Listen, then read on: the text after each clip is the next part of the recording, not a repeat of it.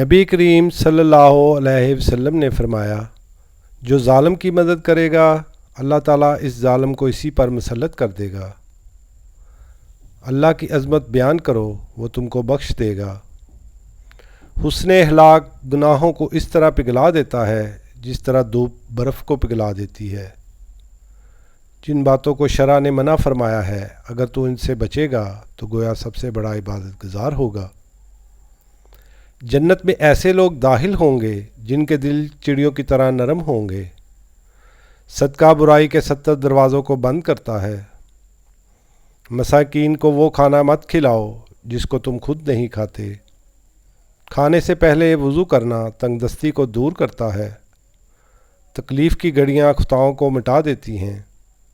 معاف کر دینے سے اللہ تعالیٰ عزت میں اضافہ فرماتا ہے۔ ہر کسی کے لیے وہی کچھ ہے جس کی اس نے نیت کی ہے۔ بے شک اللہ تعالیٰ حیا اور پردے کو پسند فرماتا ہے۔ میری امت کی عورتوں کے لیے سونا اور ریشم حلال کر دیا گیا ہے اور مردوں پر حرام کر دیا گیا ہے۔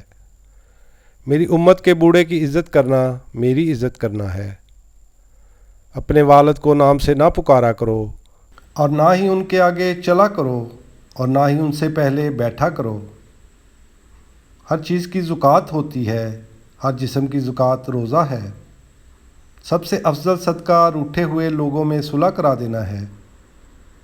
روٹی کی عزت کرو کیونکہ اللہ تعالیٰ نے اس کو عزت دی ہے۔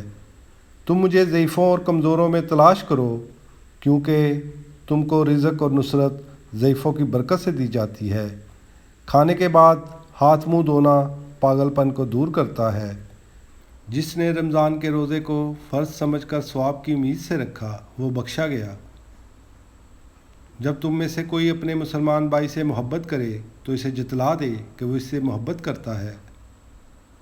رب کی خوشی والد کی خوشی میں ہے اور رب کا غصہ والد کے غصہ میں ہے۔